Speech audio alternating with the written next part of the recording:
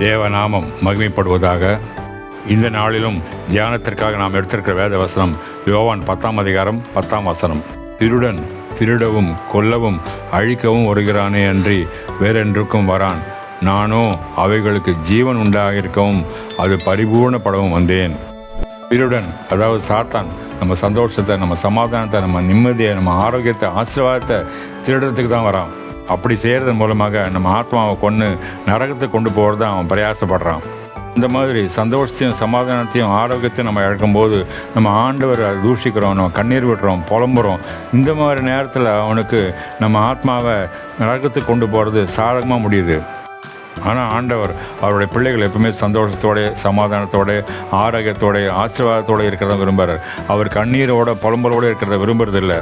அந்த வசனத்தில் ஆண்டவர் சொல்கிறார், அந்த தொடர்ச்சியை பாருங்கள். நானும் அவைகளுக்கு ஜீவன் உண்டாயிருக்கும், அது பரிபூர்ணப்படவும் வந்தேன். அதனால் நம்ம பிசாசுக்கு எழுத்து நிற்கணும். அப்பொழுது அவன் உங்களை விட்டு ஓடி போவான்னு சொல்லிட்டு வசனம் சொல்லுது. அதனால் நம்ம எப்பவுமே சந்தோஷமாக ஆண்டவருக்கு ஸ்தோத்திரம் சொல்லிட்டே இருக்கிறது நமக்கு ஆசீர்வாதம். இந்த வார்த்தைகள் மூலமாக நீர் எங்களோடு பேசினதுக்காக நன்றி ஆண்டவரே. திருடனாகிய சாத்தானுக்கு எழுத்து நிற்கவும், உடைய வார்த்தைக்கு கீழ்ப்படிந்து நடக்கவும் எங்களுக்கு உதவி செய்யுங்க ஆண்டவரே.